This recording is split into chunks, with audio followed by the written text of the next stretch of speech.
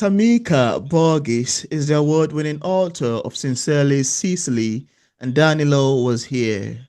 Born to parents who migrated from Panama, Tamika has always taken a particular interest in writing themes that explore Black Latina identity.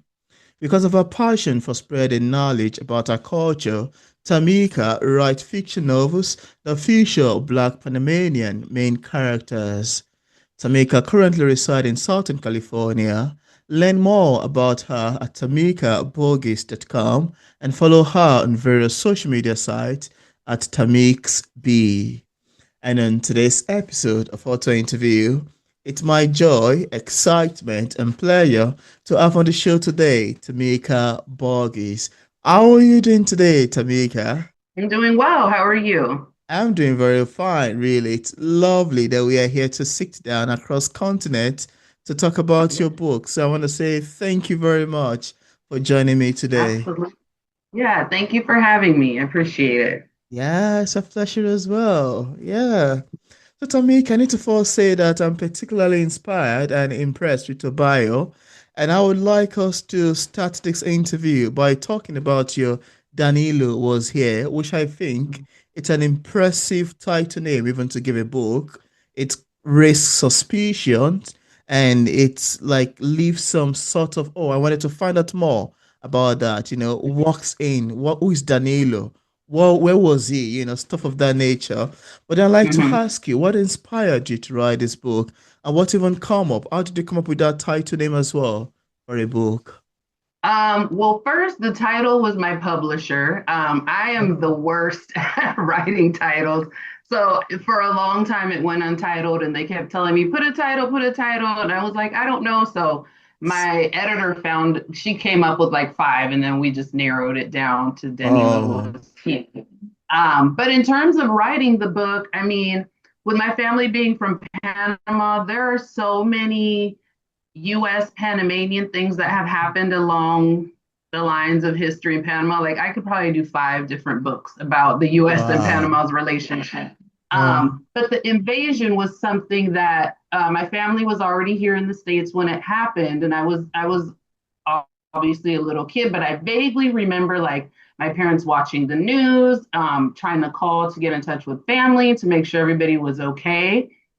And then just the years of visiting the country and learning about the relationship between Panama and the US, um, it always kind of just stuck with me about learning the relationship. And so when I had the opportunity to write my second book, I knew I wanted to include the invasion. Uh, So with that, it was just, doing research. And one thing that I found was that in Panama, they don't really talk about the invasion. It's still a wow. very polarizing topic even in Mm, school. Like I have a cousin who just graduated from high school in Panama. And she told me they didn't go into much detail about it. It's just like a quick little thing that they hear about. So I think because it's kind of like a source of embarrassment for people still to have another country invade and have to help. And then some people feel like the US should have stayed out, kind mm, of like not talked about as much. And then for other people, it's just a lot of people just don't know about it. It's not commonly talked about. So with all those factors, I was like, I'm gonna write a story, historical fiction. So then Danilo is just my imagination. And I kind of wanted to present the story of a kid's version because in doing all the research, it was mostly, of course, adults. But mm. I think about the invasion happened 5 days before Christmas. So, Wow. and presents and all of that stuff, I wanted to explore how would this affect a child from their point of view. So that's where we got to the Danilo was here. Wow. I must say that that is such an amazing, such a beautiful inspiration towards the start of a book. And that's an amazing story as well you've told us. Thank you very much for sharing. Thank you, really. Now, the novel touches on PTSD, Mm-hmm. microaggression, and cultural identity. Now, how did Yeah. you balance heavy themes like trauma with hope and resilience for a middle grade audience? I would love to know more. I think I just wanted to give an honest representation. So, like how I was saying, coming up with the idea of writing it from a young child's perspective, I Yeah. kind of put myself in the shoes of how would I feel if, I go to bed one night and wake up a few hours later to my neighborhood being invaded, right? Like, what does that sound like, feel like? Um, Good how is my question. family affected? How is my life affected? And then Mm, after, that doesn't just go away, such a traumatic event. So there has to be some kind of effect on you. And mm, so that's when I, in doing research about PTSD in children specifically, added in those elements that Danilo experiences. So after the invasion in the story, he's like a helicopter flies by and you see he's triggered by that. Certain wow. sounds, like he hears a fire truck and he's triggered by that because it all takes him back to the night of the invasion. And then throughout the story, you see how he learns to understand that he even has PTSD, and then the steps that he starts to take to, I guess, deal with it in the proper way. So, yeah, it was just, dealing with such heavy themes. I think it was important for kids to read about because, Yeah. they don't necessarily go through an invasion themselves, but experience PTSD in another form. And just to have an example of, oh, okay, I'm going through this and I'm reading about a character going through it too. Oh, wow, that's Yeah. an amazing one, really. Thank you very much for sharing. And I'd like you to raise the book to the camera just so we can see what it Oh, looks yeah. like. Here we Look at go. that. Danilo was here. Would you like to talk about the making of the cover? Because that's a beautiful one. Yeah, so this was again my publisher. They hired the illustrator. They sent me like 4 or 5 samples of illustrators whose work that I like, and I picked. And Wow. then, because halfway through the story, Danilo leaves Panama and comes to the States. So you see this side of Panama, this side is supposed to represent the States when he comes. So he's in the middle, like kind of in both worlds. And then ultimately leading back to the title, Danilo was here in both places. He kind of leaves a lasting impression on the people. And then, it was important for me to have the Panama flag in there. And then to just, his makeup, making sure, Panama is a tropical place. So making sure he has his tank top on. As Panamanians, we love to wear our gold. So it was important that he had on his necklace to me. So just like certain details that I gave my input on, but a lot of this was the illustrator. I was told that these plants here that she incorporated are like indigenous to Panama. So they put a lot of detail into but I give all the thanks and the credit to the publisher and the illustrating team that, came up with Wow. this content because it is a really like when I remember when I received this, I was like, oh my gosh, I had no idea that this is where they would take this. So it was a Mm. beautiful cover. Yeah. Oh, it is actually. It Yeah. is really. Thank you. Thank you. Of course. And Danilo goes through some big emotional shift in this book. Mhm. Now, how did you approach writing his growth, especially in relation to mental health and everything he's carrying from the past? I think a lot of that too, like talking about the research, Yeah. was just you can't just well, we don't want to stay constantly affected by our factors and experiences. You want to grow and Mm, learn from them. So that was really absolutely. important for me to include, especially for kids, right? To look at this and learn, maybe take something from how Danilo handles his issues. Yeah. So in terms of dealing with that, it was just looking at things that I've gone through in life, doing the research to, figure out like what are the steps once you go through such a traumatic event. Now Mm, what? What do you do? How do you move on? How do you continue on with your life and, be successful and prosper with things? So a lot of it was just, I have to say research. I have to credit research for, and then too, just again, putting myself in the place of a child because the research can say whatever, but kids are resistant. They're not yeah. always gonna be open to different things. So just putting myself in the place of Danilo once I really got a hold of what kind of person he would be, and then thinking about how would he react to this. How is he going? Is he going to do what he's told in terms of working through his PTSD, or is he going to be resistant? So a lot of it was, just thinking about it from a kid's perspective. Yeah. That's an amazing one as well. I love your answers to these questions. They are so fun, really. Thank you. Thank you. And as your second middle grade novel, did writing Danilo was here feel any different from Sincerely Cecily? Were there any Oh, new absolutely. challenges? or surprises along the way? Well, here, and I have Sicily Yeah, here too. So that's this one, amazing. my debut, this is contemporary. So this Mm, is set in today's settings. She has an iPhone, there's iTunes, she's streaming, there's YouTube, there's all of that. With Danilo was here, it's set in the year 1989. So there's references to Walkman, Madonna, Janet Jackson. mm, Basically, the most challenging thing was doing the research to see what was popular at the time, what kids were into at the time, so that the story was realistic, right?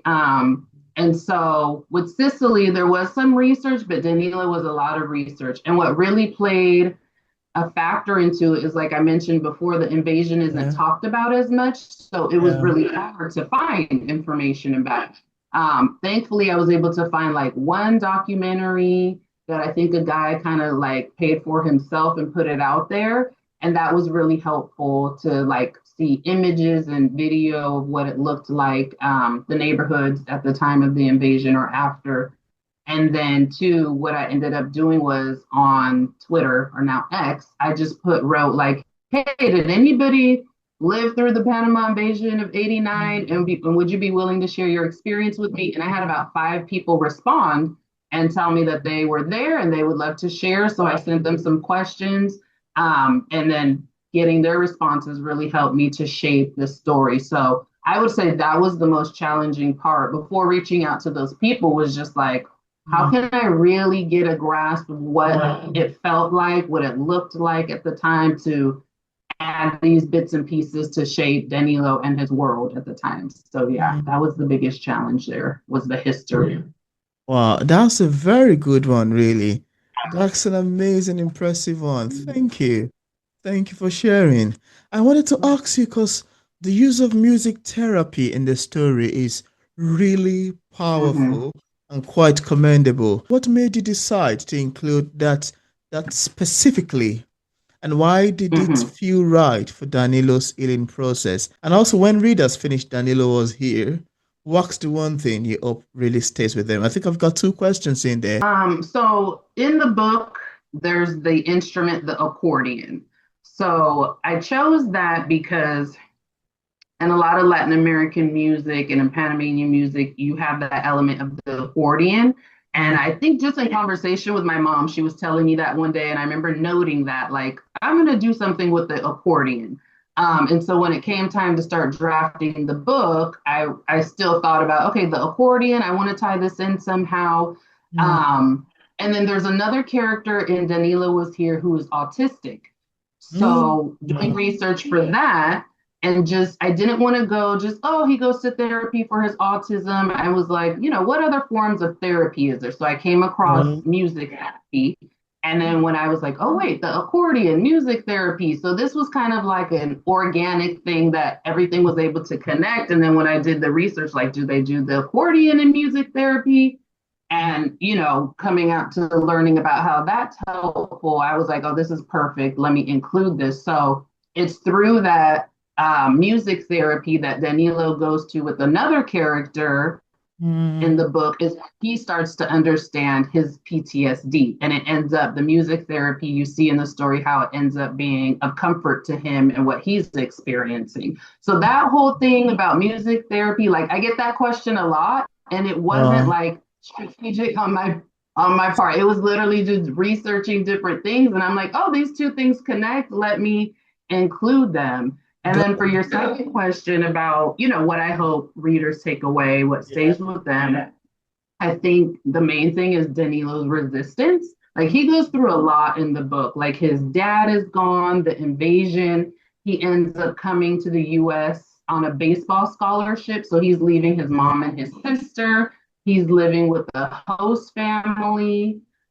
So he has like a culture shock, being a Black Panamanian kid coming and living in another country with a white affluent family. That's like a shock for him. But Mm, throughout the story, you see he doesn't handle everything well. He's still a child, but he never gives up. And I mm, think that's the main thing that I would want readers to take away, is like, that's prevalent in life. That's going to happen in life regardless. We're going to go through obstacles and things are going to happen to us. But it's saying the course. And I think Danilo's story is a good example of how to do that. So that's how I think the main thing would be was like, don't give up. Thank you. That's an amazing one. Quite wholesome. Thank you very much. Now, apart from Danilo was here and the other one you mentioned, do you have any other works that you've authored or say currently working on? Yeah, so I'm in the early stages of working on a story. I want to do so. Whereas Sincerely Sicily, my first book deals with the character understanding how she is Black with the Latina culture, and then Danilo is solely the invasion and the PTSD. I wanted to kind of go back to that element of understanding race and culture. So the story that I'm trying to develop now, the character kind of feels like torn between his race and culture, where people are making comments to him about not being Black enough because he's Panamanian or not being Panamanian enough because he's Black, and him dealing with that issue of feeling like he has to choose between his race and culture. So still very in the early stages. I'm still trying to pull it all together, but I think the relatability for readers will be that feeling of being placed in a box and not actually fitting into it, and then realizing, well, I don't have to be, I don't have to choose, I don't have to fit into this. Mm. So yeah, that's what I'm working on, trying to still figure out the pieces of it. That's amazing to know you're working on that project, and I really hope it goes well. It sounds quite amazing to me as well, and a bit quite similar to the ones you've explored and written so far. I think you love Yeah, carrying on that theme of culture, identity. It's a exactly. beautiful one. Yeah, the It same is. theme. Yeah. Absolutely. Now, there's this interesting question that I'd love to get your feedback on or your take Hmm. on. This is a question of readers' feedback because one of the things that I love as a reader and writer myself is to sit down, fold my Hmm. hand, grab a cup of coffee, and listen to readers' feedback. And you may want to agree with me that one of the things that makes literature to be quite complex is the fact that it can be interpreted in different ways by different Yeah. readers based on how they get interpretation or how they relate to it, etc. And sometimes some reader may understand the message intended by the author, getting everything quite beautifully, while some Hmm. may be close to getting the message, some may be far from getting the message, say several miles or several kilometers away from getting it. Yeah. And most of the time, you would find some people who will hilariously misunderstand the book and interpret the whole thing upside down. You know, Yeah. as interestingly fun as they sound, I'd like to hear your take on this. How do you feel, if ever you've experienced this, but how do you feel when readers interpret your work quite differently from what you intended as a writer, as a storyteller? How does that make you feel, Yeah. you know? I haven't experienced that. But like I get where you're going with it because I know Yeah, other authors who have. But I like what you were saying, based on everybody's interpretation, our own yeah. experiences. I wouldn't be surprised if it has happened, especially with Danilo was here in the invasion, just because Mm, the invasion, when the U.S. invaded Panama, it happened in different locations of the country. So yeah. maybe everybody's experience might not be the way I described it for Danilo.